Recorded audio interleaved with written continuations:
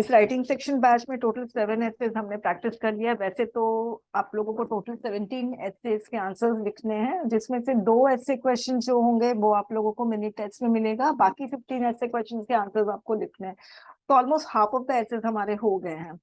और अगर उस एसेज में आप लोगों को प्रॉब्लम है, कहने का मतलब है कि आपने जो लिखा है और मैंने जो फीडबैक दिया, मैंने जो इवैल्यूएशन किया है, या मेरी राइटिंग नहीं समझ में आ रही है आपके आंसर स्क्रिप्ट में जो मैंने लिखा है, कोई भी क्वेरी हो रिलेटेड तो ऐसे आप पूछ सकते हैं। और वो सेम ऐसे जिसमें आप लोगों को क्वेरी है वो आप लोग मुझे डीएम करोगे। ठीक है, तो चलिए शुरू करते हैं। बताइए।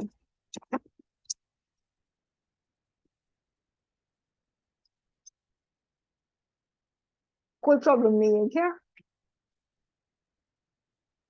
चलिए मैं शुरुआत करती हूँ।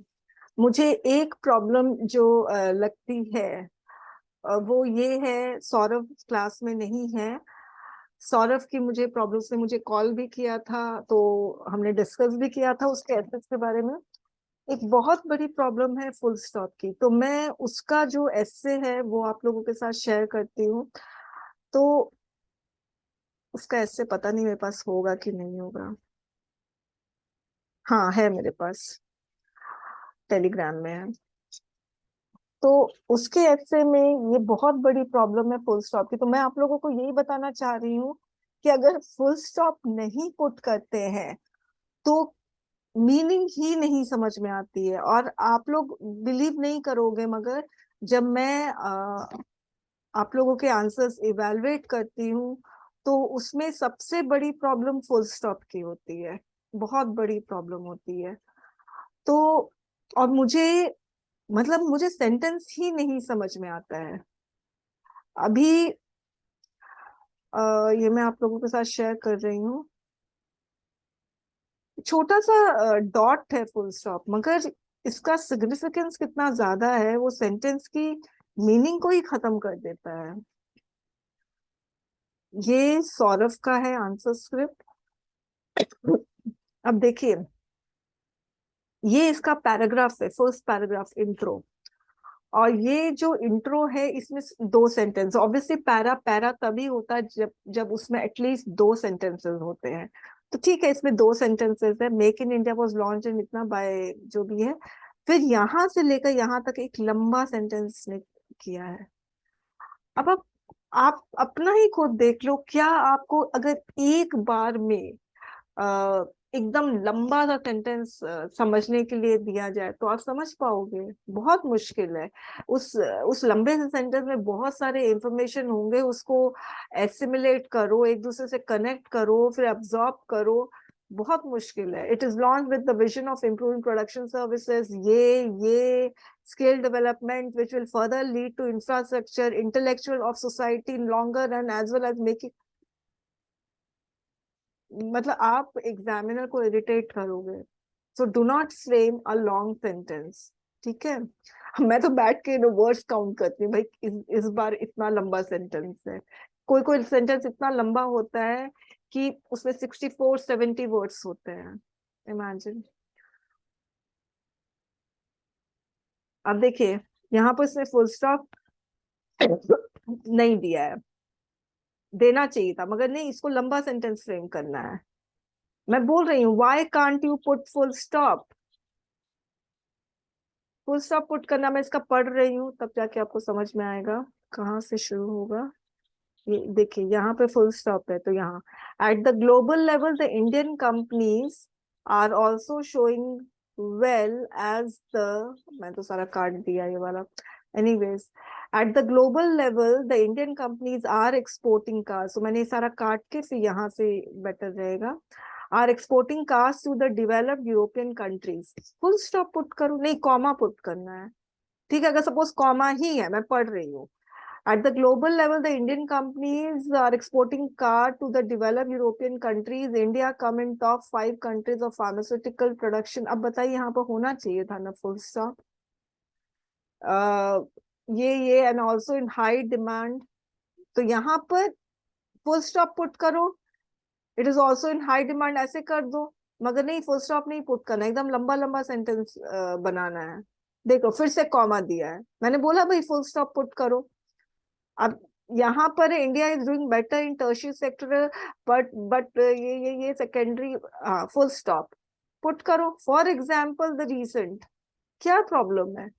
ये एयरबस विल प्रोड्यूस इतना in foreign countries only, we are heavily dependent. क्यों नहीं फुल स्टॉप पुट किया? क्यों कॉमा? जब आप कॉमा पुट कर सकते हो तो फुल स्टॉप क्यों नहीं पुट कर सकते हो?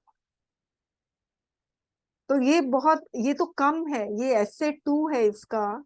एसे 1 में मुझे इसके आंसर को, सौरभ के आंसर को इवेलुएट करने में कम से कम 25 मिनट्स लग गए थे, और मैं बीच बीच में ब्रेक भी ले रही थी क्योंकि इतना समझ ही नहीं आ रहा था।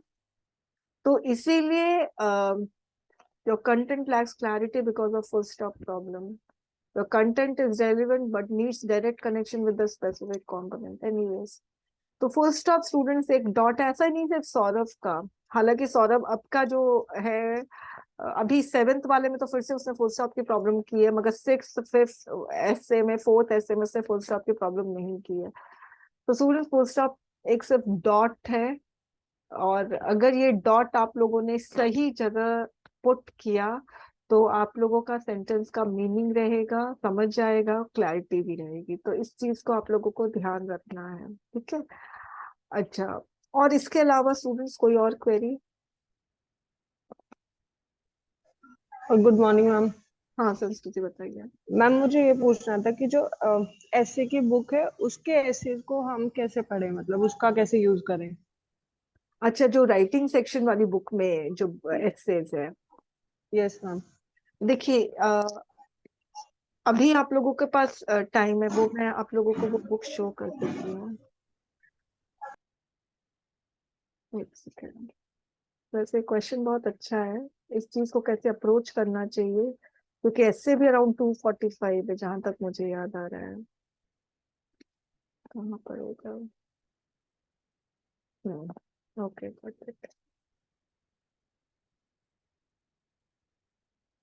स्टूडेंट्स, जिस तरह से मैंने आप लोगों को बताया है कि किस तरह से ऐसे क्वेश्चन को समझना है और किस तरह से इंट्रोडक्शन लिखना है, इंट्रोडक्शन इस तरह से आप लोगों को लिखना है ताकि मतलब जनरल कंपोनेंट से शुरू करना है, या जनरल कंपोनेंट से भी कोई ब्रॉडर एस्पेक्ट है उससे आपको अपना इंट्रो शुरू करना है, ठीक है? कंक्लूजन में जितने भी की कंपोनेंट यानी स्पेसिफिक कंपोनेंट सबको इंक्लूड करना है। तो और बीच में जो मेन बॉडी है उसमें आपको स्पेसिफिक कंपोनेंट को डील करना है। तो स्टूडेंट्स, ये जो चीज मैंने आप लोगों को समझाया है, ये चीज खुद मैंने समझी है और ये खुद मैंने फॉलो किया है अपने ये सारे एसेस में। तो आप लोग जब ये एसे पढ़ते हो तो ये वाला अप्रोच अपने दिमाग में रखना है। जैसे मैं कोई भी एसे ले लेती हूँ, एकदम रैंडमली कुछ भी ले लेती हूँ, ठीक है? ये वाला नहीं लूंगी क्योंकि ये, हाँ, ये वाला मैं ले रही हूँ। ये अभी भी इम्पोर्टेंट है ये वाला एसे, ठीक है? ये डेटाबेस पॉलिसीज है, ये वाला क्वेश्चन अभी भी इम्पोर्टेंट है। इसको हेल्थ इंडस्ट्री से कनेक्ट कर सकते हो आप, हेल्थ सेक्टर से कनेक्ट कर सकते हो कि किस तरह से डेटा, अगर एकदम रेलिवेंट डेटा मिलता है हर एक सोशल स्ट्रेटा का, ठीक है, तो उससे हेल्थ इंप्रूवमेंट कैसे हो सकती है, हेल्थ का बजट किस तरह से हम लोग बना सकते हैं, ये वाला है, ठीक है? तो इसको कनेक्ट कर सकते हो आप हेल्थ से भी, ये भी बहुत इंपॉर्टेंट है। अब जैसे ये है availability of database policies foster socio economic development, मैं आप लोगों को ये बता रही हूँ किस तरह से आप लोगों को ऐसे पढ़ना है।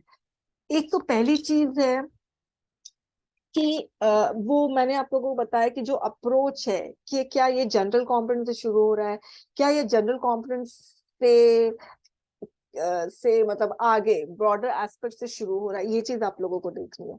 तो जब आप लोग ऐसे क्वेश्चन आप लोगों को दिखता है तो सबसे पहले इस ऐसे क्वेश्चन को संधि विच्छेद कर लो, दैट इज डायसेक्ट कर लो। और डायसेक्ट करने के बाद आ, मैंने स्क्रीन शेयर किया है क्या? No ma'am. How come? अब शेयर किया screen, is recording on? Yes, हाँ, अब स्क्रीन शेयर किया मैंने। ये वाला क्वेश्चन है availability of database policies fosters socio economic development, ठीक है? तो अब इस ऐसे क्वेश्चन में सबसे पहले आप लोगों को क्वेश्चन को समझना है। बस जब भी आप लोग ऐसे क्वेश्चन, एक ना रट्टाफिकेशन वाला काम मत करना। First you understand the essay question. तो एसे क्वेश्चन में अब जैसे संस्कृति ने ही पूछा, तो मैं उसी से पूछ रही हूँ कि इसको सबसे पहले how many words are there in the essay question. सबसे पहले आप मुझे बताएंगे संस्कृति, कितने शब्द हैं एसे क्वेश्चन में? मैम इस पर्टिकुलर क्वेश्चन में, हाँ, इस पर्टिकुलर क्वेश्चन में। मैम 337। ओ नो अच्छा no no sorry no ma'am. No, question. Okay okay ma'am got. 4 5 6 ma'am 10। 10 words है, ठीक है। अब इसमें से कौन सा वर्ड है जो बिल्कुल नॉन इम्पोर्टेंट है, जैसे कि ऑफ हटा दूं मैं, है ना? Yes ma'am. अब इसमें मुझे बताओ कि कौन सा जनरल कंपोनेंट है और कौन सा स्पेसिफिक कंपोनेंट है? मैम जनरल कंपोनेंट है social economic development. Very nice, ये जनरल कंपोनेंट है। Specific component? Ma'am availability of database policies. बिल्कुल, ये स्पेसिफिक कंपोनेंट। और जो भी ये वीडियो देख रहा है, अगर उन लोगों को नहीं आइडेंटिफाई कर पा रहे हैं, तो आप लोग एसए का वीडियो देखिए, जिसमें मैंने how to understand essay question वाला एक वीडियो है। उसमें आपको समझ में आएगा किस तरह से हमें आइडेंटिफाई करना है। इसमें मैं ये टाइम वेस्ट नहीं करूंगी वापस से समझाने के लिए, ठीक है? अच्छा, अब उसके बाद ये स्पेसिफिक कंपोनेंट है, ये जनरल कंपोनेंट है, ये स्पेसिफिक कंपोनेंट है। तो आप लोगों आपको क्या करना है, मेन बॉडी में स्पेसिफिक कंपोनेंट को डील करना है। और जब डील कर रहे हो ना, ध्यान रखना इन दोनों को कनेक्ट करके डील करोगे। हालांकि डील इसी से करना है, इसी के बारे में आपको लिखना है, मगर फिर इससे कनेक्ट करना पड़ेगा आपको। फाइन। अच्छा, अब सिंस ये जनरल कंपोनेंट, देखिए मैंने शुरुआत ही इससे की है, तो जब भी आप लोग ऐसे क्वेश्चन का आंसर पढ़ोगे ना, तो आप लोगों को ये चीज देखना है। Socio economic condition of India demonstrate a paradoxical figure. On one hand, मतलब उल्टा पुल्टा फिगर, कॉन्ट्राडिक्शन है। On one hand, the government budgetary allocation on social sector expenditure has increased and reach itna. On the other hand, the latest periodic labor force survey data indicate that poverty has risen. Social sector का expenditure बढ़ गया है, मगर poverty भी, तो ये एक तरीके से पैराडॉक्स है। अब poverty amid economic growth and huge social sector expenditure indicate. अब मैंने देखो पॉवर्टी कनेक्ट किया, दो पैराग्राफ को आपस में कनेक्ट कर दिया, ठीक है? और सोशल एक्सपेंडिचर अभी मैंने बताया था, indicate that the intended benefits of various government policies to uplift the socio-economic conditions are not reaching to the targeted population. तो पॉवर्टी हाई हो रही है, एक्सपेंडिचर जो है सोशल सेक्टर में वो भी बढ़ रहा है, तो इसी से पता चलता है कि टारगेटेड पॉपुलेशन, जो भी स्कीम्स आ रही है, वो टारगेटेड पॉपुलेशन को बेनिफिट नहीं कर रही है। इसीलिए हम लोगों को जरूरत है डेटाबेस मैकेनिज्म को अडॉप्ट करने की। और मैंने यहाँ पर स्पेसिफिक कंपोनेंट को ओपन कर दिया, आई एम सॉरी, हमारा ऐसे क्वेश्चन को एक्सपोज कर दिया, हिट किया है। तो जब आप लोग ऐसे क्वेश्चन का आंसर पढ़ते, तो आप देखना कि क्या इस ऐसे में ये सेम पैटर्न फॉलो हुआ है। यूजुअली जब मैं अपने आंसर्स लिखवाती हूँ अपने कंटेंट टीम से, तो मैं बोलती हूँ कि सेकंड पैराग्राफ में ऐसे क्वेश्चन को हर हालत में एक्सपोज करना, थर्ड पैराग्राफ से तो लाना ही नहीं है, वरना एग्जामिनर ढूंढता रह जाएगा, अरे भाई कहाँ है, जस्टिफाई किया है। इतना पेशेंस नहीं होगा एग्जामिनर के पास। या तो मैंने क्या किया है, इंट्रो में ही ऐसे क्वेश्चन को पूरा एक्सपोज कर दिया है, मगर इंट्रो के फर्स्ट लाइन में नहीं किया है, कभी सेकंड लाइन में किया है, कभी थर्ड। तो ये पैटर्न भी आपको देखना है। तो जब भी आप लोग इस अप्रोच से अगर आप लोग ऐसे क्वेश्चन का आंसर पढ़ोगे, तो गारंटी है कि आप लोगों को समझ में आएगा कि हाँ मुझे भी ऐसे ही लिखना। वो धीरे धीरे आपके दिमाग में ना सीमेंटेड हो जाएगा वो पैटर्न। तो जब आप एग्जाम में भी लिखोगे ना, वो फ्लो में आ जाएगा। जैसे अभी मेरे पास कोई कंटेंट टीम नहीं है, तो इस बार जो टेस्ट सीरीज प्रोग्राम है उसमें सारे एसेज मैं ही लिख रही हूँ। तो मेरे दिमाग में है कि हाँ मुझे ऐसे क्वेश्चन का जो स्पेसिफिक कॉम्पोनेंट्स को सेकंड पैरा में एक्सपोज करना है हर हालत में, या तो इंट्रो के सेकंड थर्ड फोर्थ लाइन में, या तो सेकंड पैराग्राफ में। ये मेरे दिमाग में है, तो मैं यही पैटर्न मैंने ऑलमोस्ट ऑलमोस्ट सारे एसेज में फॉलो किए। तो आप ये पैटर्न को देखोगे। अब मैंने क्या किया है, यहां से लेकर यहां तक ये वाला, ये दो पैराग्राफ में मैंने ऐसे क्वेश्चन को यानी स्पेसिफिक कंपोनेंट को जस्टिफाई किया। Availability of data eight Panchayati level, अब किस तरह से डेटा सोशो इकोनॉमिक डेवलपमेंट करेगा, तो मुझे दोनों को कनेक्ट करना है।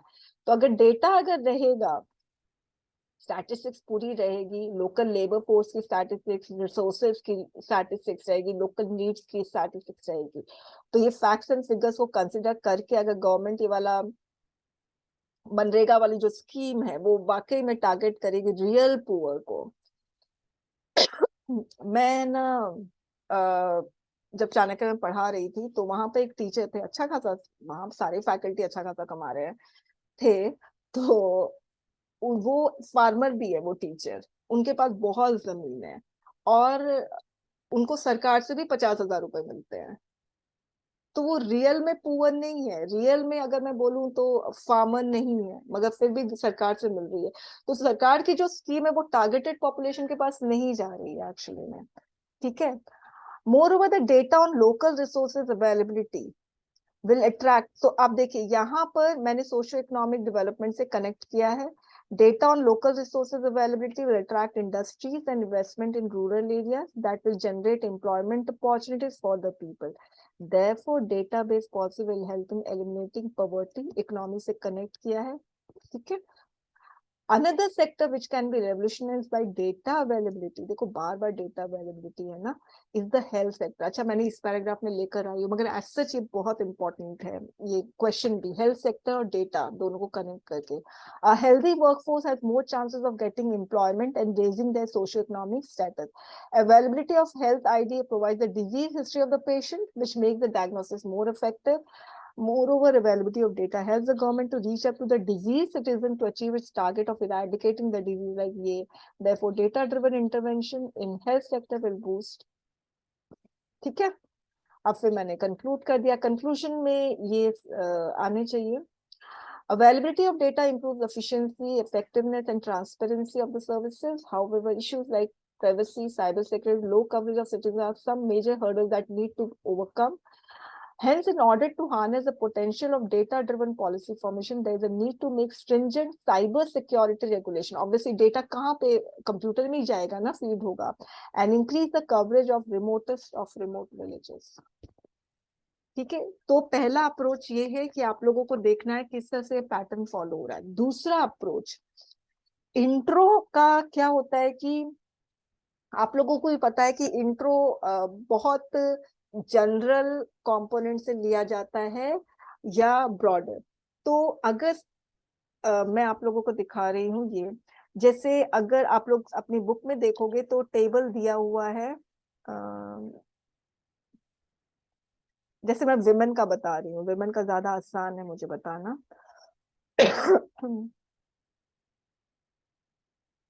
ये सोसाइटी पे है,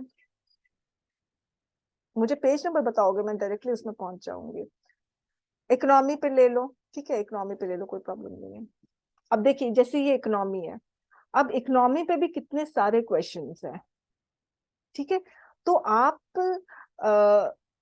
उसका इंट्रो देखिए, ठीक है, और इंट्रो को समझने की कोशिश करिए। अगर कोई इंट्रो ऐसा कुछ इंट्रोडक्टरी लाइन ऐसा है जो बहुत अट्रैक्टिव और आपको लगता है कि ये इंट्रोडक्टरी लाइन हम कहीं पे यूज कर सकते हैं, अगर इस तरह का हमें इंट्रो लिखना हो, तो वो आप इंट्रोडक्टरी लाइन अपने दिमाग में रखेंगे। ठीक है। अब जैसे ये इंट्रोडक्टरी लाइन इफेक्टिव नहीं है, इन द सेंस ये बहुत ज्यादा स्पेसिफिक है क्योंकि ये फ्यूजिटिव इकोनॉमिक ऑफेंडर पे है, तो ये बहुत सही नहीं है। जैसे मैं कुछ आप लोगों को,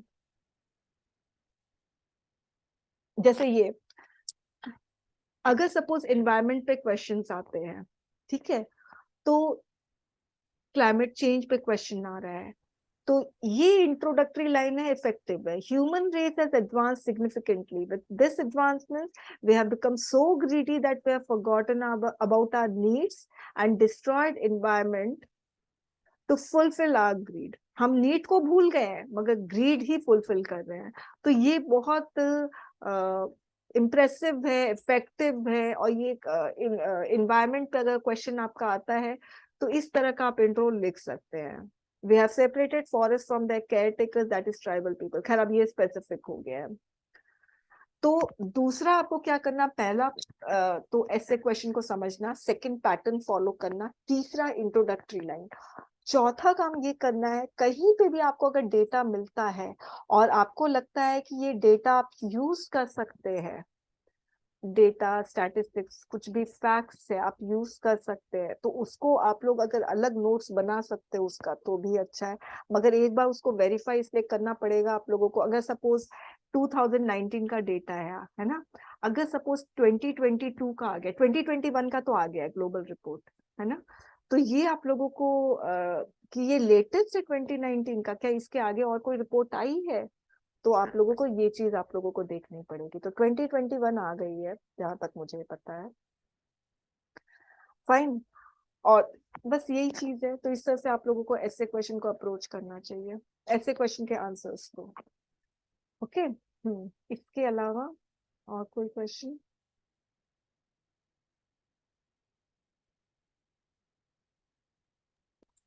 गुड मॉर्निंग मैम। हाँ सुधांशु बताइए।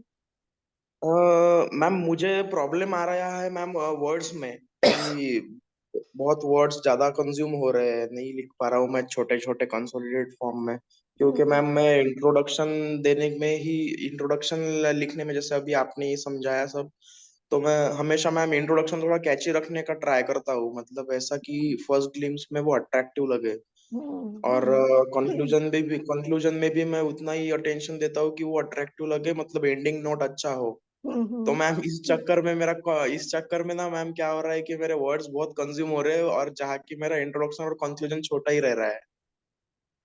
अच्छा। मतलब वो इंट्रोडक्शन और कंक्लूजन में मैं सेटिस्फाइड हूँ, लेकिन मेन बॉडी जो है वो बहुत वर्ड कंज्यूम कर रही है। देखिए ऐसे लास्ट बस। में जो सुधांशु आपने लिखा था वो 357 वर्ड्स थे शायद, हाँ यस मैम। है ना? हाँ, मतलब बहुत ज्यादा है। और होता क्या है कि अगर हम वर्ड लिमिट को क्रॉस करते हैं, वो भी अच्छा खासा क्रॉस हो रहा है, ठीक है, 357 वर्ड्स, तो बाकी आपका जो आप टाइम मैनेज नहीं कर पाओगे, हो सकता है बाकी क्वेश्चन आपका स्किप हो जाए। तो देखिए, मुझे अब ध्यान नहीं आ रहा, आप मुझे अपना एक कोई भी ऐसे क्वेश्चन देंगे जिसमें आपका इंट्रो बहुत लॉन्ग हो, ऐसा कहीं पर मैंने लिखा है आपको फीडबैक में ड्रैग, ड्रैग वर्ड लिखा है कहीं पर, किसी इंट्रो में लिखा है आपका?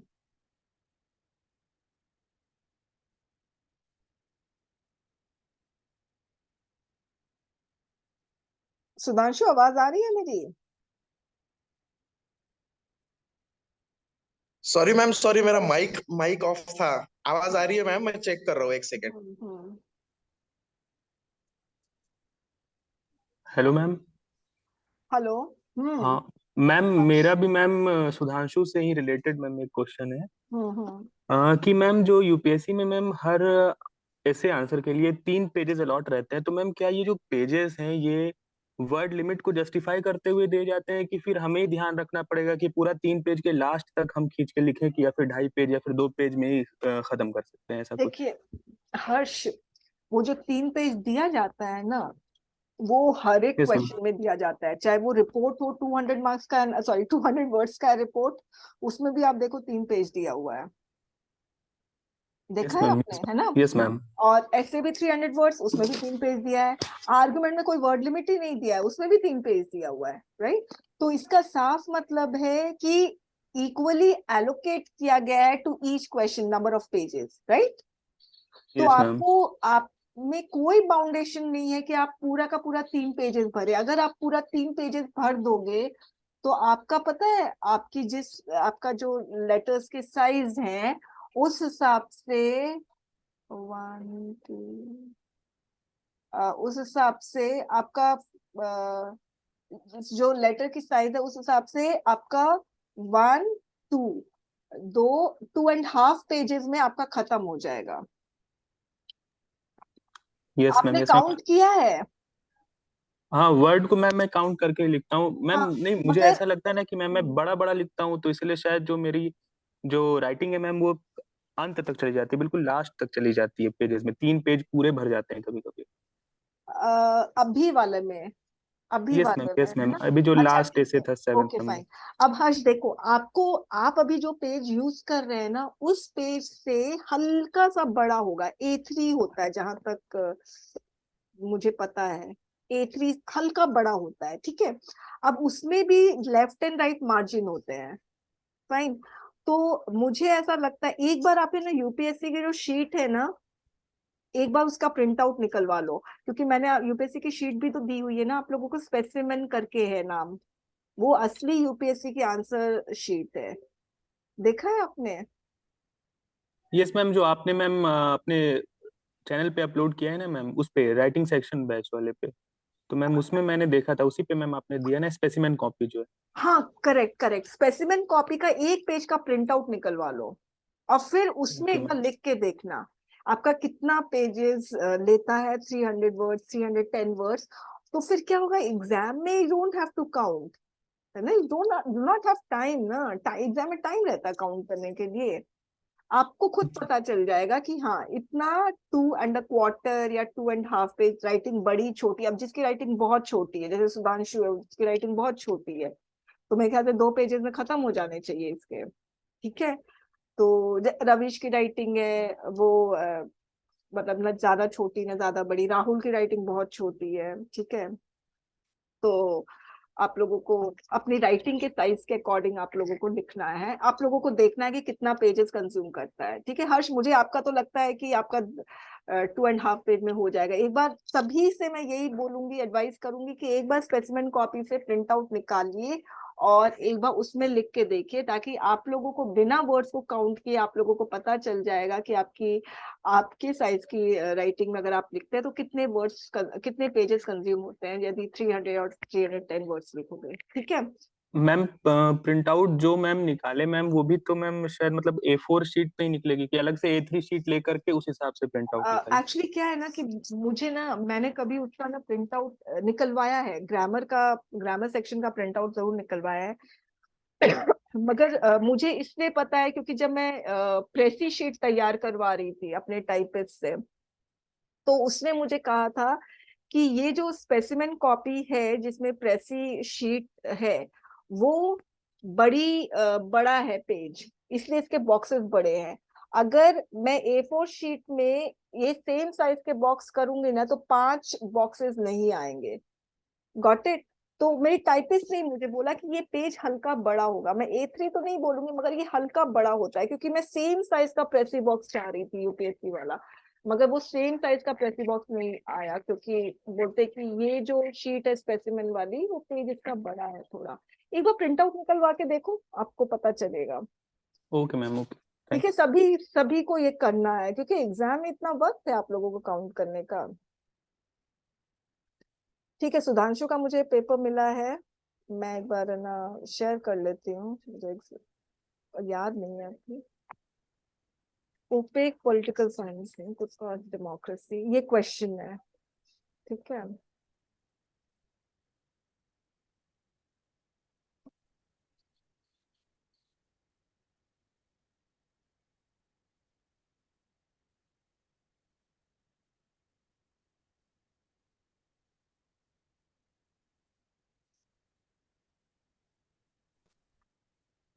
फिर भी सुधांशु देखो, ये जो मैं देख पा रही हूँ इसमें वो ये है कि मैंने यहीं पे लिख दिया कि ये कंक्लूजन है, और फिर मैंने इसको क्रॉस कर दिया है ना, इसको क्रॉस हाँ, किया यस हुआ है मैम। मैंने, हम्म। ठीक है। तो आप में टेंडेंसी है एक्स्ट्रा एक्स्ट्रा लिखने की, ठीक है। Yes ma'am. तो उस टेंडेंसी को तो खैर आपको कर्ब करना पड़ेगा, और पता ही है आपको क्वेश्चन नहीं रेज करना है, और क्वेश्चन रेज करोगे तो इसका भी आपका वर्ड्स लगेगा, आंसर दोगे फिर वो, तो सीधे आंसर ही दे दो, ठीक है। तो यहाँ तो खैर मुझे समझ में आ रहा है, मैं एक और देख लेती हूँ। ये ऐसे नेक्स्ट फोर वाला में देखा था वो मैंने, उसमें भी बहुत वर्ड्स कंज्यूम हुए हैं मैम। ये तो आ, ऐसे तो मैंने यहाँ पर कुछ नहीं लिखा है। देखो बड़े बड़े पैरा मत देखो, कितना बड़ा पैरा, गॉड, ओ ये पैरा यहाँ मैम से मैं वो शुरू है। ऐसे छोटे पैराज में तो डील ही नहीं कर पा रहा हूँ मैम। मैं एक दो बार ड्राफ्ट एसेस में लिखने का ट्राई किया वैसे। तो मैं ऐसा सोचता हूँ कि मैम मतलब जैसे आप ना आपके इसमें 4 से 5 ऐसे होते हैं वो पैरास। पैराज। तो मैम मैं डील ही नहीं कर पाता हूँ। उसे 4 से 5 में क्या रखूँ क्या नहीं रखूँ, पहले पैसेज में क्या रखना चाहिए, फिर दूसरे में क्या रखूँ, फिर तीसरे में क्या रखूँ। है मेरे पास मतलब ऐसे कंपोनेंट्स होते हैं छोटे छोटे, लेकिन मैं उनको कंसाइज फॉर्म में लिख ही नहीं पाता हूँ 3 4 इस पैराज में। नहीं देखो सुधांशु, ये बहुत मतलब तो ये इसीलिए मैम प्रॉब्लम मैं है। पूरा मर्ज कर देता हूँ एक साथ में। ना ना ना ना, अब देखो यहाँ पर आपने लिया है, ये हिस्ट्री के बारे में बात कर रहे हो, ठीक है, दिख रहा है 1973। भाई हम्म अब से करंट पे आ गए, तो क्यों ना पैरा हम्म चेंज कर दो, ये करंट है। फाइन। उसके बाद करंट में आपने नेगेटिव बात की, अब यहाँ पॉजिटिव Yeah. बात कर रहे हैं। ये दूसरा पीस ऑफ कंटेंट है दैट जस्टिफाइज द क्वेश्चन, तीसरा। हम्म। तो फिर ये आपका नेक्स्ट में आ जाएगा। अब मैं बताती हूँ कि आपको इसमें कैसे रिड्यूस करना चाहिए था। देखिए एक चीज स्टूडेंट्स आप लोग हमेशा ध्यान रखना, सभी के लिए है, कि जब भी आप लोगों से इस तरह का क्वेश्चन, सुधांशु म्यूट कर लेना, जब भी आप लोगों से इस तरह का क्वेश्चन पूछा जाता है जिसमें आप लोगों को लगता है कि ये एकदम मुद्दा करंट वाला है, ठीक है, बहुत रेयर में आपको ऐसा क्वेश्चन पूछा जाएगा जिसमें आप लोगों को पूरा पास्ट में बताना पड़ेगा। जैसे अगर आप लोग सरदार वल्लभ भाई पटेल के बारे में पूछा गया था, बहुत पहले वाला क्वेश्चन 2011-12 का क्वेश्चन है, तो उसमें सारा पास्ट पास्ट पास्ट है, ठीक है। हो सकता है, अब मुझे ध्यान नहीं एग्जैक्ट क्वेश्चन, मगर आपको यूजुअली ऐसे क्वेश्चंस मिलेंगे जो पूरा करंट वाला इशू होगा, ठीक है। ऐसे में जब आप पास से डील कर रहे हो ना, तो उसको बहुत छोटा लिखना है, बहुत छोटा। जैसे इसने कितना बड़ा किया है, एकदम छोटा, मतलब एकदम शॉर्ट कर दो इसको। मतलब 2 लाइन में पास्ट का खत्म करके फिर सीधे आप प्रेजेंट पे आ जाओ, इतना नहीं बड़ा लिखना है। Got it. सभी क्वेश्चन के लिए मैं बोल रही हूँ, पास्ट के बारे में थोड़ा सा बताकर, 2-3 लाइन बताकर आप सीधे आप प्रेजेंट पे आ जाओ। मुझे एक स्टूडेंट ने बोला था कि मैम पहले हिस्ट्री तो बतानी पड़ेगी ना, तो मैंने कहा जरूरत, हाँ, ये इंडो जापान रिलेशनशिप के बारे में बात हुई थी बहुत पहले, 2-3 साल पहले की बात है। तब उसने मुझे फोन किया था कि मैम हिस्ट्री तो बतानी पड़ेगी ना, तो हिस्ट्री बताओ, इंडो इंडिया और जापान में क्या कनेक्शन है उसकी हिस्ट्री आप बता सकते हो, मगर वो हिस्ट्री को एकदम मतलब बहुत कंसाइज, बहुत एकदम शॉर्टन डाउन करके बताना, बहुत प्रिसाइज वे में। 2-3 लाइन में काम खत्म करो, सीधे करंट पे आओ, ठीक है। इंडो जापान का शायद है, मुझे जहां तक याद आ रहा है, तो मैंने शायद एक पैराग्राफ लिया, इसमें 4 लाइन का पैराग्राफ होगा, उसमें हिस्ट्री बता के काम, क्योंकि हिस्ट्री बताना जरूरी था, मुझे भी समझ में आ रहा है बताना जरूरी था, मगर इसके लिए पूरा मैं 10-12 लाइन्स का पैराग्राफ नहीं करूंगी, क्योंकि मुझे करंट का बताना ज्यादा जरूरी है ना कि हिस्ट्री। ओके, तो जहां पे आपको लगता है नहीं हिस्ट्री बताना जरूरी है, वहां पे 2-3 लाइन में काम खत्म करो, ठीक है, क्योंकि आपको मार्क्स मिलेंगे ज्यादा करंट पे। ओके, ठीक है। तो ये एक यहाँ पर प्रॉब्लम सुधांशु मुझे दिखी है, तो आप उसको कर सकते हो शॉर्टन डाउन। हाँ, एनीथिंग एल्स? अच्छा, हर्ष का भी यही है। हर्ष, मेरे ख्याल से समझ में आ गया होगा ना आपको भी। यस मैम, अभी जो मैम आपने बताया ना कि ये हिस्ट्री वाला, कि उसको आप बहुत ही कम वर्ड्स में लेकर के उसको करो, फिर अपने हाँ। मेन स्पेसिफिक कंपोनेंट पे आ जाओ। तो मैम ये जो सेकंड शायद ऐसे था, ये मेक इन इंडिया वाला, उसमें इंट्रोडक्शन में मैंने हिस्ट्री लेकर के लिखा था, तो आपने बताया था कि इंट्रोडक्शन को बहुत ज्यादा ड्रैग कर रहे हो। तो मैम ये प्रॉब्लम हाँ। मेरे साथ भी आई थी, करीब हाँ। 1 पेज कंज्यूम हो गया था वही हिस्ट्री बताने के चक्कर में। हाँ, तो वो हिस्ट्री को स्टूडेंट जितना आप लोग कम शब्दों में बता सकते हो और इफेक्टिवली, वो ज्यादा अच्छा है। अब कोई इंटरनेशनल रिलेशन पे अगर आप लोगों का कोई क्वेश्चन आता है, तो ऑब्वियसली हमें हिस्ट्री बताना होगा।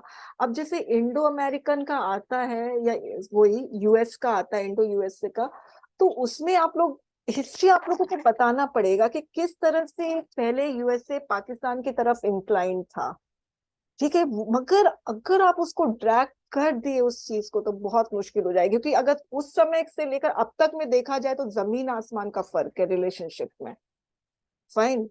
तो इसीलिए आप लोग हिस्ट्री को कम से कम शब्दों में बताओगे। ओके। अच्छा, इसके अलावा मैम एक और क्वेश्चन था हम्म कि मैम अभी हम एसेस में बहुत डाइवर्सिफिकेशन देख रहे हैं अभी। हम्म तो मैम इसके रिलेटेड डेटा कैसे कलेक्ट किया जाए मैम, कि मतलब जनरल एसेस में भी काम करे और सब ऐसे डाइवर्सिफाइड एसेस में भी काम करे। हाँ, अभी तो हम यहाँ ये चीज इंटरनेट। Correct correct. हाँ देखो, एक है ना बहुत इंपॉर्टेंट चीज है स्टूडेंट्स, कितना इंडिपेंडेंटली आप लोग लिख पाते हो। ठीक है, गूगल में जैसे मैं आप लोगों को जो ऐसे देती हूँ, कभी मेरा ऐसे मुझे लगता है कि आप लोगों का ऐसे ज्यादा अच्छा है। ठीक है। और कभी लगता नहीं मेरा ही ऐसे अच्छा है। तो आपको पता है वो जो ऐसे जब मैं लिखती हूँ तो मैं इंडिपेंडेंटली नहीं लिखती हूँ। मैं बहुत सर्च करती हूँ, बहुत रिसर्च करती हूँ, तब जाके वो ऐसे तैयार होता है। और वो जब ऐसे तैयार हो जाता है ना, उसके बाद उसको मैं मल्टीपल रीडिंग्स करती हूँ। मल्टीपल रीडिंग्स के बाद फिर वो रिफाइनमेंट जिसको कहते हैं ना, वो रिफाइनमेंट होता है और फिर एक अच्छा सा ऐसे तैयार होके आता है। तो मेरे पास तो बहुत टाइम है। मेरे पास कोई प्रेशर ही नहीं है। फाइन। आप लोग सोचिए, आप लोगों को एग्जाम में उस ऐसे को, आई मीन पूरा 4 ऐसे, उसको 1 घंटा 15 मिनट में खत्म करना है। ओके, या 1 आवर 7 मिनट्स। ठीक है, देख लेना वो राइटिंग सेक्शन की बुक में फर्स्ट पेज सेकंड पेज में लिखा हुआ है, टाइम मैनेजमेंट के हिसाब से अगर चलो तो। आप लोग कितना इंडिपेंडेंटली लिख पाते हो ऐसे, और कितना इफेक्टिवली लिख पाते हो, क्या आप लोग कितना कंटेंट दे पाते हो ना, that is not at all important. Content 3 pieces 2 pieces of content दो। आप लोग मेरा ऐसे आप लोग देखना, मैक्सिमम 2 या 3 पीसेस ऑफ कंटेंट दिया, 3, उससे ज्यादा नहीं दिया है एक ऐसे क्वेश्चन को, स्पेसिफिक कंपोनेंट को जस्टिफाई करने के लिए। 3 पीसेस ऑफ कंटेंट देना है, उसी को आप लोगों को इलेबोरेट करना है। तो पहली चीज है, आपके दिमाग में जो एक, जब हम ऐसे क्वेश्चन देखते हैं तो पूरा ऐसा लगता है कि पूरा मतलब पूरे कंटेंट हमारा पूरा, मतलब कि जो क्या बोलते हैं, जब ब्रेनस्टॉर्मिंग करते हैं तो बहुत सारे दिमाग में आते हैं, ये भी लिखे वो भी लिखे। तो इसके लिए आप लोगों को नहीं, मुझे सिर्फ 3 ही लिखना है, पहली चीज। ठीक है। और वो जो 3 लिखना है, उस 3 के लिए 3 अलग अलग पैराग्राफ, उसको इलेबोरेट करो। अब जब आप लोग मेरा 245 या 248 ऐसे क्वेश्चन विद सोल्यूशन जो है बुक में, उसमें आप लोगों को, जब मैंने अभी कहा भी था कि संस्कृति ने पूछा था कैसे अप्रोच करना चाहिए, तो उसी के लिए मैं बोल रही हूँ। एक तो आप लोग इंट्रो देखना, कुछ ऐसा आपको जनरल चीज मिलता है कि अरे ये सारे विमेन में चल जाएगा, अगर विमेन पे कोई क्वेश्चन आता है, ये वाला क्वेश्चन है, ये सारा फार्मर्स में जा सकता है, ये इस क्वेश्चन का इंट्रो का ये वाला लाइन, ये सारे फार्मर्स में जा सकते हैं। तो ऐसे आप लोग लिख सकते हैं। जैसे फार्मर्स का क्वेश्चन बहुत इंपॉर्टेंट है, रूरल सेक्टर, इस पे क्वेश्चन बहुत इंपॉर्टेंट है। सिक्योरिटी, स्टूडेंट सिक्योरिटी पे क्वेश्चंस बहुत बहुत, सिक्योरिटी, डिफेंस, आर्म फोर्सेस, ये इस पे क्वेश्चंस आने के पूरे पूरे चांसेस हैं। ठीक है। तो आप लोग जितना भी, सिक्योरिटी पे एक अलग कैटेगरी बनाई हुई है, एक बार मैं देख लेती हूँ। आप लोग मुझे पेज नंबर बताओगे सिक्योरिटी पे कहाँ पर है, ये आप लोगों को मिल जाएगा।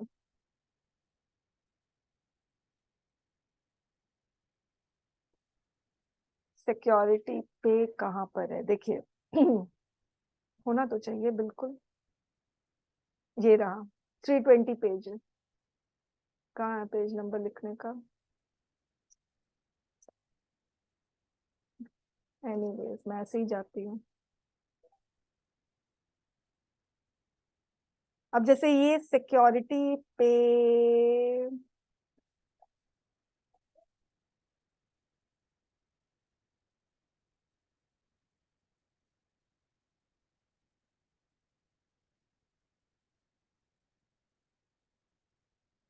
ये हेल्प पे आ गया।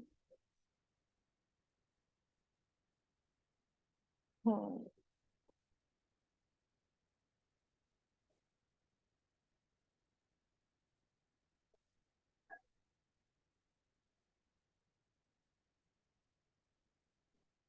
ये एक्सट्रीमिज्म पे है, एक्सट्रीमिज्म पे भी क्वेश्चंस इंपॉर्टेंट है। ये रहा सिक्योरिटी, ठीक है। तो अब जब आप सिक्योरिटी वाला जितना भी क्वेश्चन आप लोग पढ़ते हो, तो अब जैसे insecurity, cyber insecurity, nation security के बारे में है, ठीक है। तो ये उतना ये थोड़ा स्पेसिफिक हो जाता है, मगर जैसे ये भी साइबर का है, role of Indian army in nation building. तो आप लोग देखिए कौन सा इंट्रो का लाइन ऐसा थोड़ा इंप्रेसिव सा, इफेक्टिव सा, जो हर चीज में चल सकता है, उसका एक अलग बनाइए। वैसे ही कुछ डेटा ऐसे हैं जो आप लोग को लगता है कि अगर विमेन रिलेटेड क्वेश्चन आया, ठीक है, तो ये डेटा हम इसमें डाल सकते हैं, तो आप लोग इसमें से एक्सट्रैक्ट कर सकते हो, डेटा। देखिए, the solution to border security problem is technology. Security challenges and their management in border areas have always remained complicated in India. A variety of geographical features across. बहुत इफेक्टिव नहीं है ये intro, बहुत flat है, मगर ये ऐसा intro है जो इंफॉर्मेशन दे रहा है, इसलिए मैं बोल रही हूँ बहुत फ्लैट है ये कंटेंट इंट्रो का, ठीक है। A variety of geographical features across borders have posed security challenges to our nation. Besides terrorist infiltration, insurgents, there is also cross-border smuggling. तो कुछ कुछ इंट्रो होते हैं ना जो बहुत ब्यूटीफुल होते हैं, और कुछ कुछ इंट्रो होते हैं जो फ्लैट कंटेंट, एकदम ग्रॉस कंटेंट देते हैं। तो ये एकदम ग्रॉस कंटेंट दे रहा है ये इंट्रो, ठीक है। एक तरीके से जनरल कंपोनेंट के बारे में आपको बता रहा है, ठीक है। तो वो आप लोग को खुद ही इंफॉर्मेशन को एक्सट्रैक्ट करना है इसमें से, बेटर रहेगा। कोऑपरेटिव सिक्योरिटी बहुत इंपॉर्टेंट है स्टूडेंट्स। क्लाइमेट चेंज को जो है उसको कंट्रोल करने के लिए कोऑपरेटिव सिक्योरिटी इंपॉर्टेंट है, टेररिज्म को कंट्रोल करने के लिए कोऑपरेटिव सिक्योरिटी इंपॉर्टेंट है, चाइना को कंट्रोल करने के लिए कोऑपरेटिव सिक्योरिटी इंपॉर्टेंट है। तो ये सेल्फ, ये वाला जो टर्म है ये बहुत इंपॉर्टेंट है। तो एक बार ये हिंदू में आया था तो मैंने ले लिया, और हालांकि इस पर अभी तक क्वेश्चन नहीं आए हैं। एनीवेज, और कुछ? मैंने स्क्रीन नहीं शेयर किया है, मगर आप लोग ने बताया नहीं कि मैंने स्क्रीन नहीं शेयर किया है। एनीवेज, यस मैम, मेरा मैम डाउट है एक। हम्म मैम मेरा डाउट है कि मैम जब आप एक कोई भी ऐसे देती है लिखने के लिए, तो मैम उसके बाद मुझे उस पर रिसर्च करना पड़ता है। लाइक मेरे जो नोट्स हैं उनके बारे में पहले उस पर पढ़ना पड़ता है, और गूगल पे सर्च करता हूँ, उसके बाद मैम मैं उसको लिख पाता हूँ। जैसे मैम आपने कहा था मैं इंडिपेंडेंटली नहीं लिख पाता हूँ ऐसे को। हम्म तो मैम ये प्रॉब्लम है, इसको कैसे सॉल्व करें? देखिए, अभी इंडिपेंडेंटली लिखने का मतलब क्या होता है कि आप लोग अपने नोट्स को पूरा अच्छे से देख लो, समझ लो, उससे पहले क्वेश्चन को समझ लो। क्वेश्चन को समझने के बाद आप स्पेसिफिक कंपोनेंट आपको समझ में आ गया है, उस पे आप रिसर्च करो, इंफॉर्मेशन गैदर करो, गूगल में गैदर करो, फिर सब कुछ को क्लोज कर दो, सबको शट कर दो, उसके बाद लिखो। इसको कहते हैं इंडिपेंडेंटली लिखना। अब मैं इंडिपेंडेंटली नहीं लिखती हूँ। जब मैं ऐसे ही, जितना भी ऐसे तैयार हुआ है आप लोगों को दिख रहा है इसके आंसर्स, ये इंडिपेंडेंटली नहीं लिखा हुआ है, ठीक है, क्योंकि हम लोग शट नहीं करते हैं। मेरी कंटेंट टीम जो थी वो शट नहीं करती थी, वो पूरा अच्छे से, हाँ सेंटेंसेस को मोल्ड जरूर करते हैं हम लोग, मगर कुछ भी शट नहीं होता है, सब कुछ हमारे आंखों के सामने है और हम लोग लिख रहे हैं, ठीक है। तो अगर कोई भी इस तरह से लिख रहा है हमारी तरीके से जैसे हम लिख रहे हैं, तो वो इंडिपेंडेंटली नहीं लिख रहा है। मगर राहुल जिस तरह से बोल रहा है कि मैं अपने नोट्स देखता हूँ, फिर गूगल सर्च करता हूँ, और फिर सबको शट करने के बाद फिर जब आप लिख रहे हो तो आप इंडिपेंडेंटली लिख रहे हो। इससे फायदा क्या होगा? और ऐसे ही लिखना है, फाइन।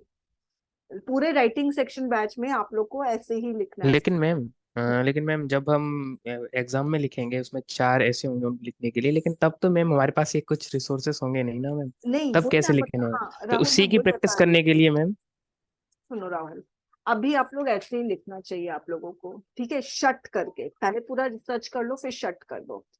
अब जब आप लोग राइटिंग सेक्शन बैच में पूरा 15 ऐसे आप लोग ऐसे ही लिखोगे, उसके बाद आपका मिनी टेस्ट आएगा जिसमें 2 क्वेश्चन होंगे। वो पूरा का पूरा एक एग्जाम वाला इन्वायरमेंट में आप लोग वो मिनी टेस्ट देना 100 मार्क्स का। उसमें आप लोग कुछ भी आप लोगों को गूगल या अपने नोट्स को ओपन करने की जरूरत नहीं है। उसमें एकदम जिसको कहते हैं ना अल्ट्रा इंडिपेंडेंटली लिखो, मतलब कि एक्सट्रीमली जिसमें इंडिपेंडेंस होती है ना, वो वाला इंडिपेंडेंटली आप लोगों को लिखना है। उसके बाद जो टेस्ट सीरीज प्रोग्राम है, हालांकि मेरे पास सिर्फ 3 टेस्ट पेपर्स होंगे, उसमें भी आप लोग जो स्टूडेंट्स लगातार मुझे दे रहे हैं वो लोग भी ना बिना कहीं देखे 3 घंटे में आप लोगों को पेपर देने की कोशिश करना। तो इससे मुझे लगता है कि ज्यादा सही रहेगा, क्योंकि अभी पता है क्या फायदा होगा, अगर अगर आप लोग इस तरह से नोट्स को देखोगे, उसमें से आप लोग देखोगे हाँ ये इंफॉर्मेशन कनेक्टेड है मेरे ऐसे क्वेश्चन से, तो उससे क्या होगा, आपके दिमाग में भी इम्प्रिंट हो रहा है वो सारे कंटेंट। मगर अभी आप लोग अगर सब कुछ बंद करके लिखोगे और कंटेंट सही नहीं आएगा, तो मैं आप लोगों के आंसर में पता है क्या दूंगी, एक ही फीडबैक दूंगी, नो कंटेंट। आप लोग की सारा जो राइटिंग सेक्शन बैच का पूरा ऑब्जेक्टिव ही आपका पूरा डिफीट हो जाएगा। नो कंटेंट, तो उसमें अगर कंटेंट होगा तभी तो मैं लिखूंगी अच्छा पैरा चेंज करो, यहाँ पे ऑर्गेनाइजेशन वाली प्रॉब्लम है, ये वाला कंटेंट इधर नहीं आना चाहिए था, नेक्स्ट पैरा में आना चाहिए था। मगर जिस ऐसे के आंसर में कंटेंट ही नहीं होगा, उसमें मैं कुछ फीडबैक नहीं दे पाऊंगी। इसीलिए अभी 15 ऐसे क्वेश्चन में आप लोग को बहुत जरूरी है कि जब हमारे पास कंटेंट होता है तो उस कंटेंट को किस तरह से कैटेगराइज करें कि हाँ इसको लेना है, इसको छोड़ना है, फिर किस तरह से कंटेंट को पैरा में डिवाइड करें और किस तरह से फिर फाइनली ऑर्गेनाइज करें और कैसे फ्लो में लिखें। मगर कंटेंट नहीं होगा तो फिर मैं कुछ भी फीडबैक नहीं दे पाऊंगी। इसलिए राहुल अभी तो बहुत जरूरी है आप लोग सभी के लिए कि कंटेंट के लिए बहुत मेहनत करो अभी, गूगल नोट्स, मैगजीन्स। और फिर जब आप लोग पूरा फुल लेंथ टेस्ट दोगे या मिनी टेस्ट दोगे, तो उसमें आप लोग इंडिपेंडेंटली लिखने की कोशिश करो। और उसमें भी एक चीज मैं बता दूं, जैसे मिनी टेस्ट दोगे 2-2.5 घंटे में जितना भी, या फुल लेंथ टेस्ट दोगे किसी का भी, तो उसमें 3 घंटा है। तो कभी भी आप लोग है ना ये मत सोचना मुझे 3 घंटे में ही पेपर खत्म करना है, नहीं। आप लोग मत देखो, कोई नोट्स मत देखो, मत रेफर करो, मगर 3 घंटा से अगर 4 घंटा हो रहा है ना तो कोई प्रॉब्लम नहीं, आप पूरा पेपर खत्म करो। तब आप लोगों की गलती पता चलेगी। अगर 3 घंटे में दोगे, कोई क्वेश्चन छूट गया, ओ 3 घंटा खत्म हो गया, क्वेश्चन छूट गया, तो वो क्वेश्चन छूट गया तो उसमें आपको कुछ अपनी, अगर आप लिखते तो गलती पता चलती, नहीं लिखोगे तो गलती नहीं पता चलेगी, ब्लैंक।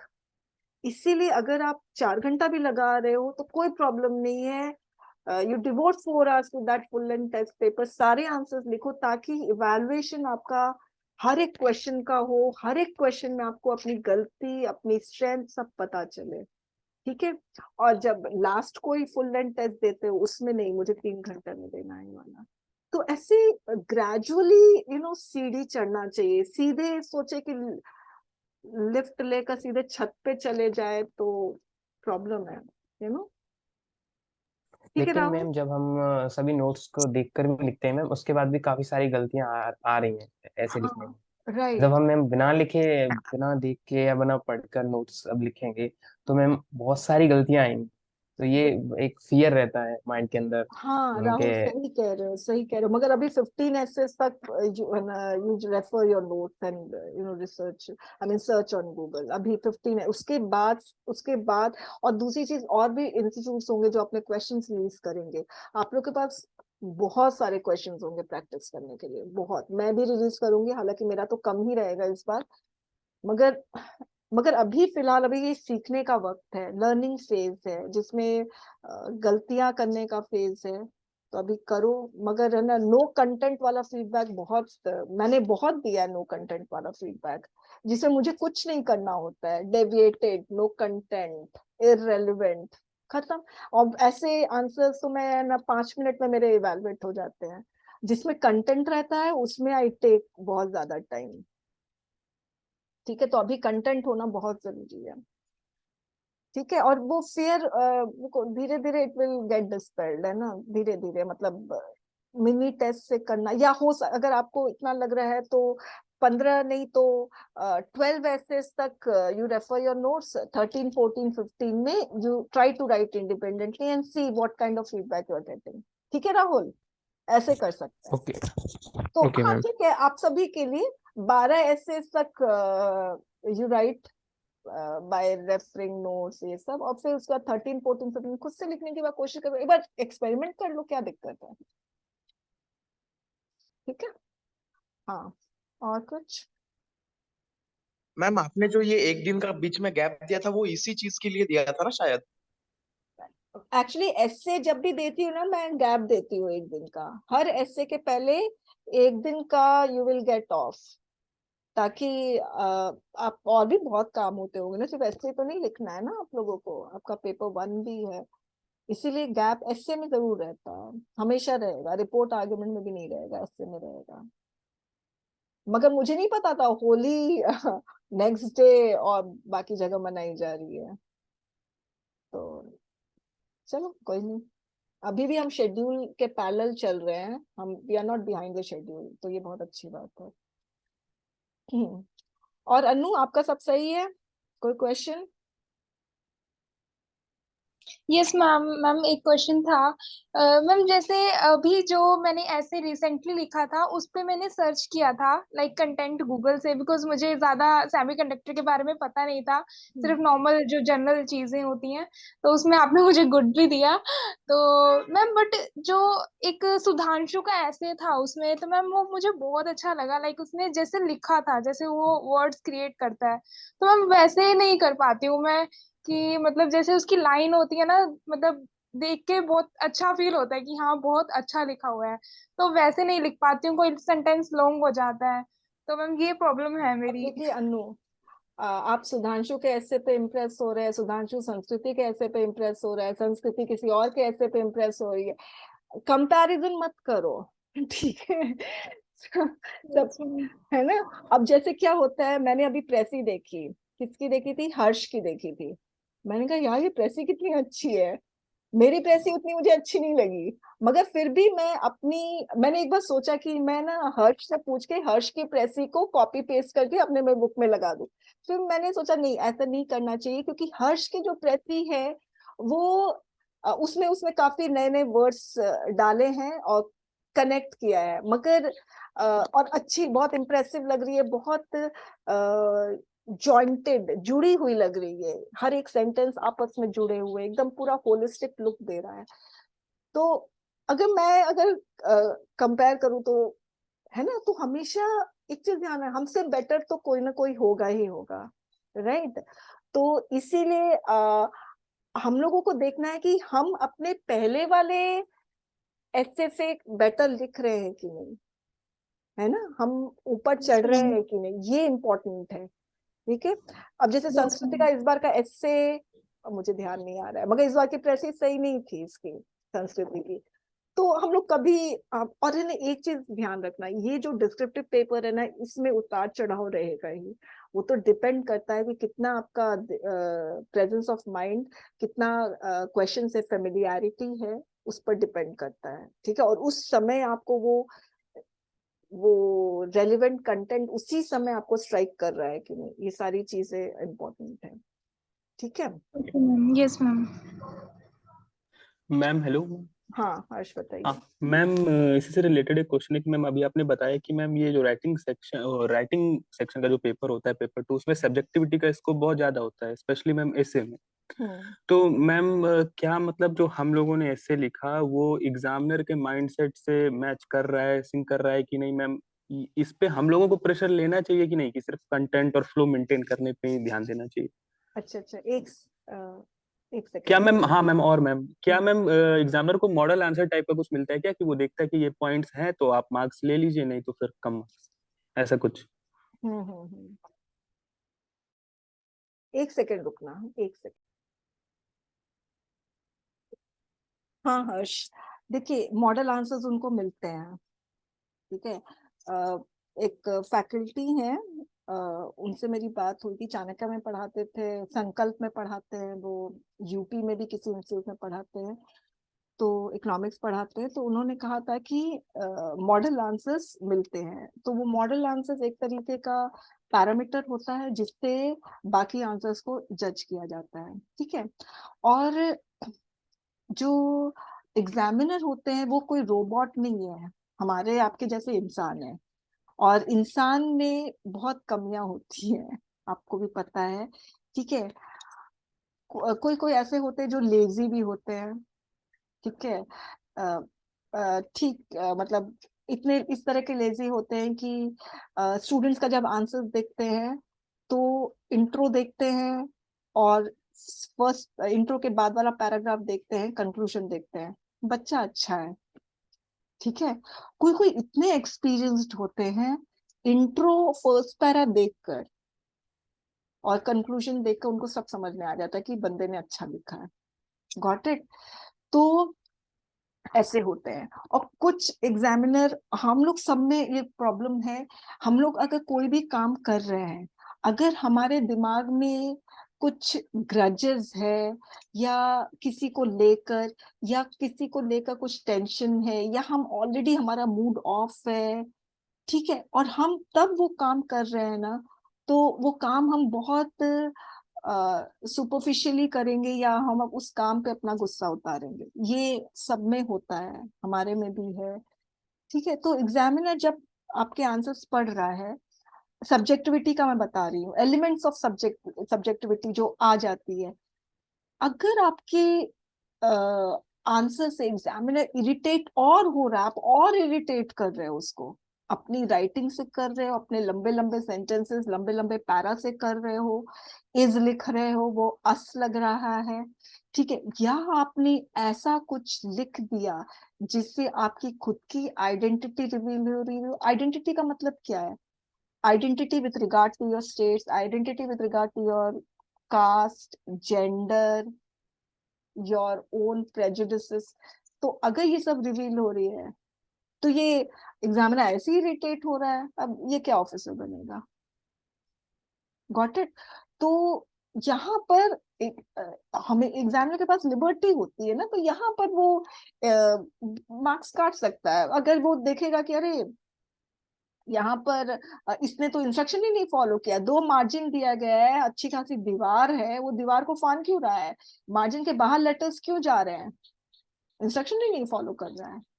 तो इंस्ट्रक्शन नहीं फॉलो करने का हिडन पेनाल्टी है, ठीक है, तो वो उसको यूज करेगा। मगर कोई कोई एग्जामिनर का बहुत खुश है, अपनी जिंदगी से बहुत खुश है, ठीक है, बच्चे ने अच्छा लिखा है, थोड़ा सा इंस्ट्रक्शन नहीं फॉलो किया है तो कोई दिक्कत नहीं है, मैं नहीं कर रहा हूँ, उसके मार्क्स नहीं डिडक्ट कर रहा हूँ, ऐसा भी हो सकता है, ठीक है। तो मैंने यूनिवर्सिटी के पेपर, मैंने एक बार मुझे मौका मिला था राजस्थान यूनिवर्सिटी का पेपर को इवैल्यूएट करने का, ठीक है, तो मैंने ये खुद महसूस की थी अपने में, ठीक है, कि मैं इस तरह का सब्जेक्टिव एलिमेंट्स इवैल्यूएशन में आ जाता है, ठीक है। तो इसीलिए मैं कह रही हूँ, कम से कम if you do not have content, if the question is unfamiliar and even if then you are writing the answer, examiner को मत इरिटेट करो। एग्जामिनर अगर इरिटेट भी है पहले से ही, तब भी अपने प्रेजेंटेशन ऑफ जो आंसर्स है ना उससे खुश कर दो, ओके। तो इसीलिए मैं बोलती हूँ फुल स्टॉप बहुत इंपॉर्टेंट है। एग्जामिनर के पास कोई ऑब्लिगेशन नहीं, वो दोबारा नहीं पढ़ेगा आपका, मैं दोबारा तिबारा पढ़ रही हूँ समझने के लिए, मगर एग्जामिनर नहीं पढ़ेगा, उसको नहीं समझ में आ रहा तो नहीं मिलेगा मार्क्स, ठीक है। तो इसीलिए ये सब बहुत एक स्टूडेंट है, हालांकि वो एसी नहीं बना है, मेरी बहुत बात नहीं हुई है, उसने मुझे कहा था कि उसने 75 मार्क्स के क्वेश्चन छोड़ दिए थे, ठीक है, वो फिजिकल में रह गया वो स्टूडेंट, उसने 75 मार्क्स के क्वेश्चन पेपर 2 में छोड़ दिए और वो फिर भी क्लियर किया। और पेपर 1 ऐसा नहीं था, उसका बहुत ज्यादा मार्क्स था, 155 था शायद, फिर भी उसको मार्क्स मिले हैं, वो फिर भी उसने रिटर्न क्लियर किया है। सोचिए, पेपर 2 में 75 मार्क्स का छोड़ने के बावजूद, ठीक है। तो कहीं ना कहीं सब्जेक्टिव एलिमेंट इन्वॉल्व होते हैं, क्योंकि रोबोट नहीं चेक कर रहा है, एक इंसान विद फुल ऑफ इमोशंस वो चेक कर रहा है, ओके। तो ये चीज आप लोग को, इसीलिए मैं कहती कि एकदम first and foremost, do not irritate examiner. Keep your answer script examiner friendly. चाहे कंटेंट फ्रेंडली हो या ना हो, आपका जो आंसर स्क्रिप्ट इन टोटलिटी वो फ्रेंडली होना चाहिए. एग्जामिनर एक बार को देखकर अगर इरिटेटेड भी है ना, तो कम से कम अपनी जिंदगी की वजह से, तो कम से कम आपके आंसर स्क्रिप्ट को देखकर और इरिटेट ना हो. बस ये चीज आप लोग को ध्यान रखना है. ठीक है. इसके अलावा thank you ma'am, thank you. Ma'am ये एसेज में हाइलाइटिंग वाइलाइटिंग चलता है क्या, मतलब कीवर्ड्स वगैरह हाँ, को एक हाईलाइट चीज करना? और. Yes yes, very good question. एक तो अंडरलाइन करने का आपको पता होना चाहिए क्या चीज अंडरलाइन करना है. इसमें से कोई एक ऐसा स्टूडेंट है जिसने हर्ष आप ही थे शायद, आवश्यकता वाला कुछ आपने लिखा था यस मैम, आपने कहा था इररिलेवेंट. और उसको अंडरलाइन भी किया था ना आपने. हाँ यस मैम. कितना जरूरी है. नहीं मैम, नहीं जरूरी था, जब आपने फीडबैक दिया तब पता लगा. मतलब आप लोगों के पास इतना कॉमन सेंस, ये ऐसा नहीं है कि कुछ एडवांस सेंस की बात है, कॉमन सेंस की बात है कि you must know which line needs to be underline, which line needs to be highlighted. ये चीज पता होना चाहिए. मतलब एक तो स्टूडेंट्स एकदम लेजरली अंडरलाइन कर रहे हैं हर चीज को, वो भी सही नहीं है. एक पैराग्राफ में एक चीज आप अंडरलाइन करो. सपोज जैसे कि मैं आप लोगों को ऐसे ही बता रही हूँ, जैसे ये है, दिख रहा है, the emerging threats to India's internal security. ठीक है. अब इसमें मुझे क्या अंडरलाइन करना चाहिए. इंट्रो और कंक्लूजन में अंडरलाइन नहीं कर सकती हूँ. जैसे मैं शुरू करती हूँ. कृतिक आप बताएंगे कि सेकंड पैराग्राफ में क्या चीज अंडरलाइन करने का है. अगर नहीं करने का है तो ऐसे बोल दो कि मैम इसमें कोई भी लाइन ऐसा नहीं है जिसको हम हाईलाइट कर सके. सेकंड पैराग्राफ पढ़ के मुझे बताओ.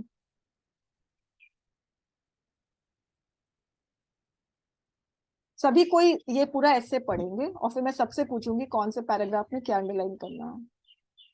Second paramam, there is nothing important.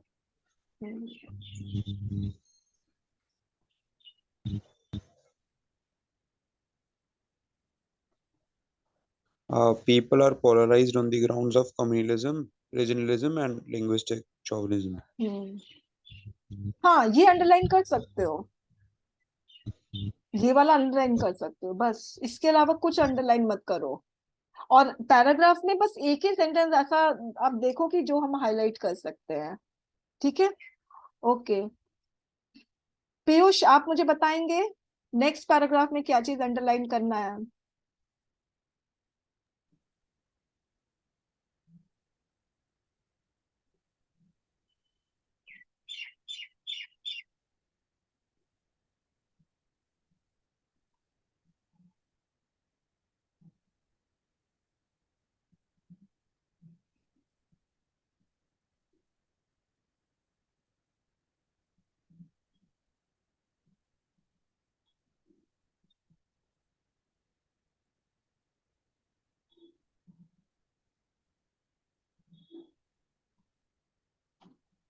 Ma'am red corridor. बिल्कुल, सिर्फ रेड कॉरिडोर अंडरलाइन कर दो, बात खत्म. एग्जामिनर को समझ में आ जाएगा, आप लोग का टाइम भी बचेगा. पूरा सेंटेंस को अंडरलाइन भी नहीं करने की जरूरत है. ठीक है. हाँ, पार्था आप मुझे बताएंगे नेक्स्ट पैराग्राफ में क्या अंडरलाइन करना चाहिए.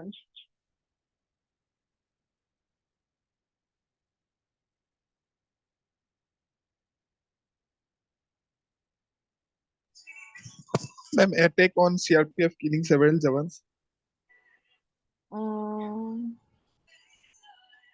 हाँ, कर सकते हैं, मगर उससे भी इम्पोर्टेंट कर सकते हो इसको भी. हाँ, और एक ये वाला नहीं कर सकते हैं. हाँ, ग्रेटर त्रिपुरा वो भी कर सकते. बस इतना अंडरलाइन कर दो, खत्म. ठीक है. अनु आप मुझे बताएंगे next paragraph. Yes ma'am.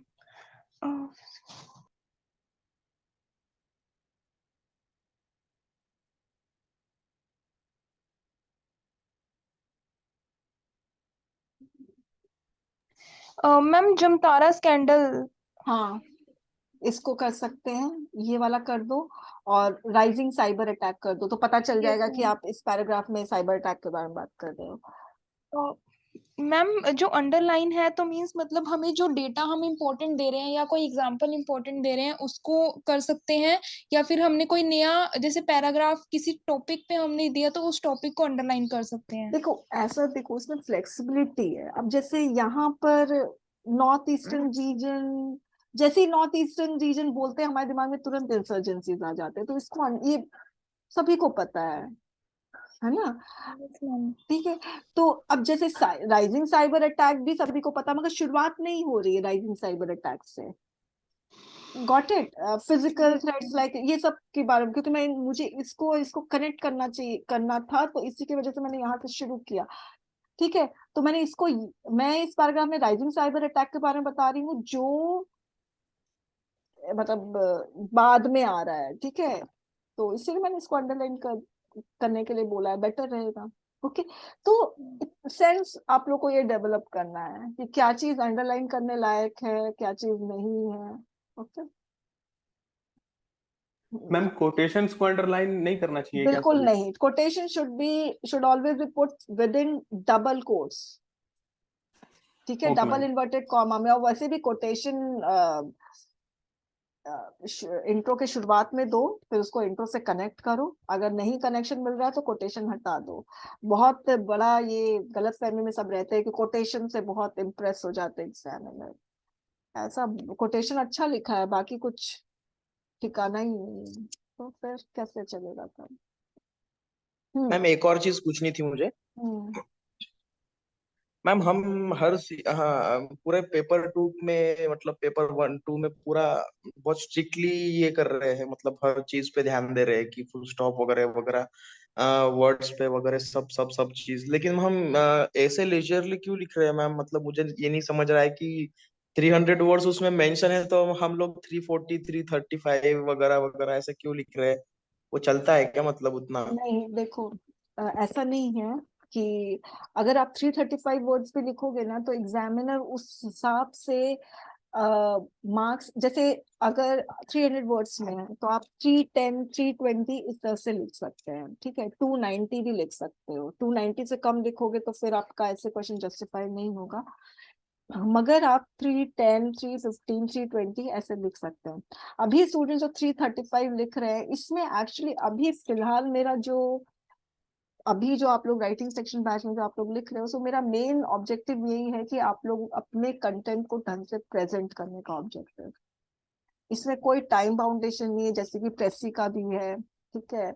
Ravish ने मुझे मैसेज किया था कि प्रेसी में अभी भी उसको 1 घंटा टाइम लग रहा है, तो अभी टाइम बाउंडेशन भी नहीं है। वर्ड का है बाउंडेशन, मगर उतना ज्यादा नहीं है, क्योंकि अभी आप लोग सीख रहे हो।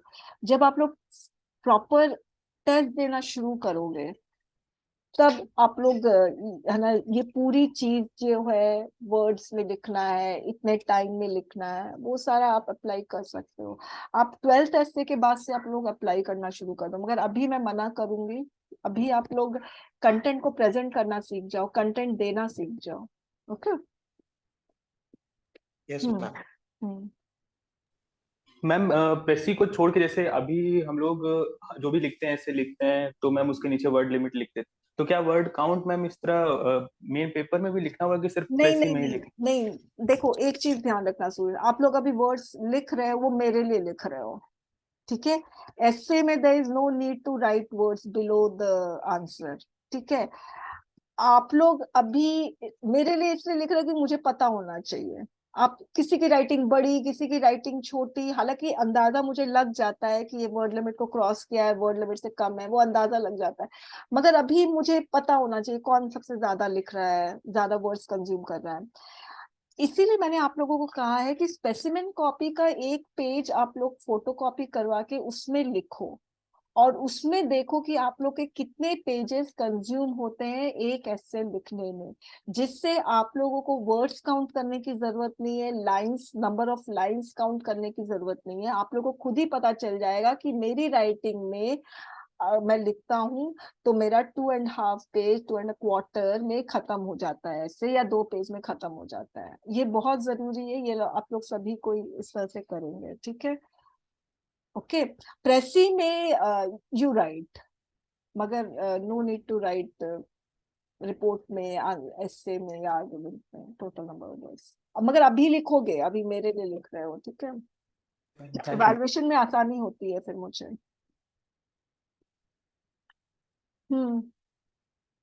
और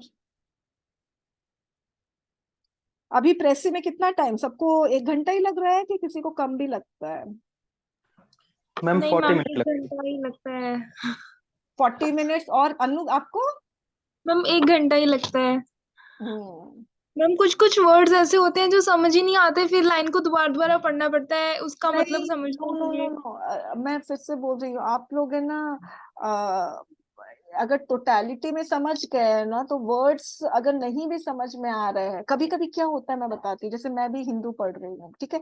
तो मैं हिंदू पढ़ रही हूँ, ऐसा हो सकता है कि मुझे कोई एक वर्ड है मेरे लिए वो अनफेमिलियर है, ठीक है? तो फिर भी वो वर्ड अनफेमिलियर होने के बावजूद भी मुझे पूरा सेंटेंस समझ में आ रहा है। ऐसा नहीं होता आप लोगों के साथ? होता ही होगा, यस मैम, होता है। है ना? तो ऐसे केस में आप उस वर्ड्स पे ज्यादा देर तक फंसो मत, proceed to the next sentence. इससे टाइम कम कम होगा। वैसे ही रीडिंग कॉम्प्रिहेंशन में, अरे नहीं समझ में आ रहा, पूरा सेंटेंस नहीं समझ, कोई दिक्कत नहीं है, आगे बढ़ते जाओ बढ़ते जाओ, हमें तो सिर्फ क्वेश्चन का आंसर करना है ना, we have to just find out the location of the answer, ठीक है? यस। तो do not stick to words for long. नहीं समझ में आए, जल्दी जल्दी बढ़ो भाई, टाइम जा रहा है अपना। ओके। इसके अलावा और कोई क्वेश्चन?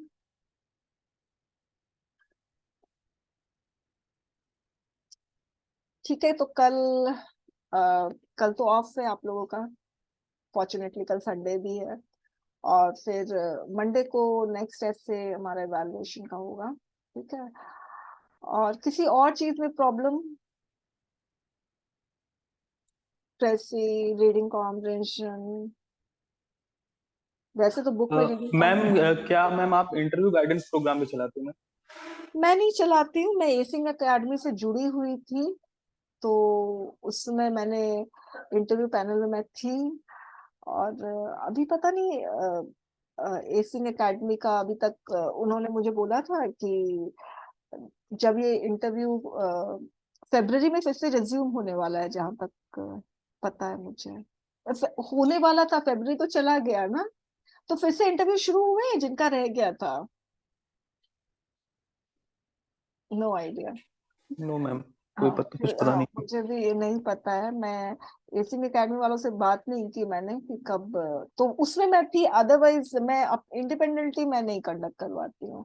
और नहीं मैं कोई वीडियो अपलोड करती हूँ कि फॉर्म्स निकल गए हैं, भर लो, ठीक है? तो ये वाला सब भी वीडियोस नहीं अपलोड करती हूँ, तो सिर्फ पेपर 2 और कुछ नहीं। Okay, okay ma'am, thank you. Fine. तो क्लास में एंड करती हूँ, और फिर मंडे को evaluation. Okay, thank you students.